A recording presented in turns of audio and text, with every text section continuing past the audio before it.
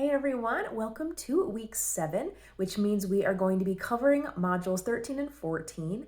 The content for module 13 is a look at some of the last types of protein that we haven't covered yet, so that includes fish and seafood, and then we're also going to look at some alternatives to more traditional protein sources. So the lesson content will cover things like beans and soy products and insects and all sorts of different stuff. In discussion, we're going to make some comparisons. We've looked at a lot of different types of protein production, and this is the point where we're going to do some digging into how do they compare to each other? Are there certain things we should be consuming more of or less of? And what are the pros and cons of shifting our consumption for certain things? There's a lot of nuance to these discussions. There aren't real clear answers. So hopefully you get some interesting engagement and things to learn in discussion this week.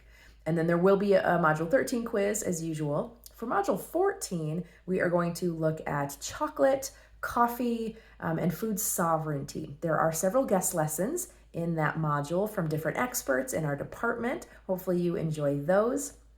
And then in discussion, we're going to dig into the idea of food sovereignty a little bit deeper. And then as usual, you've got a quiz for that module as well.